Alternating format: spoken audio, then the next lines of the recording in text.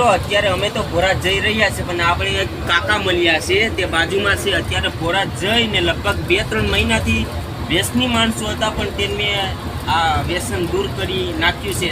એના અનુભવે તમે જોઈ શકો છો કે ભોરાજ દાનભા બાપુના શરણોમાં ગયા પછી તમને ઇતિહાસ તો તમને મેં અગાઉ જણાવી દીધો છે. તો કાકા આપણે કહે છે, કાકા તમે શું કહેવા માગો છો? કે આપણે ભોળાદ ગયા પછી આપણને ફાયદો બહુ મોટામાં મોટો મળ્યો છે.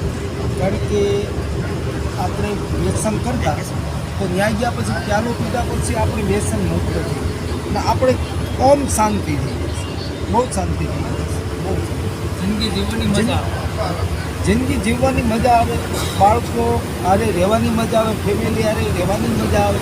બોલો આપણને થોડુંક તકલીફ પડતી હતી કે વ્યસન કર્યા પછી આપણે બાળકો કુટુંબીજનો બધા શું છે તો તકલીફમાં મુકાઈ જાય.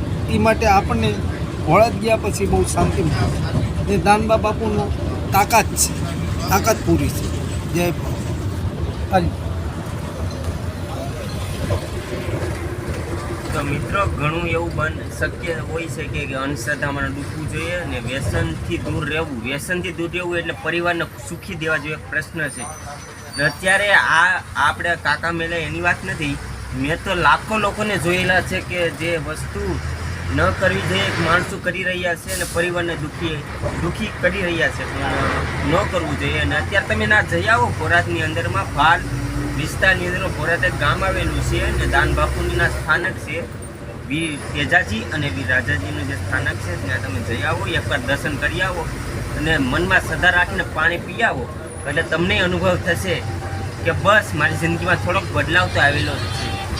તો બસ હવે ભોરાજ જઈએ, ત્યાં આપણે આ વિડીયો બતાવશું કેટલી પબ્લિક છે. જો શ્રદ્ધા હોય ને પબ્લિક હોય, શ્રદ્ધા નથી ના કોઈ નથી. કારણ કે વિશ્વાસ જો લોકોનો કામ થતા હોય ને આ પબ્લિક હોય, બાકી કોઈ ન હોય. તો ચાલો ને આપણે મળીએ.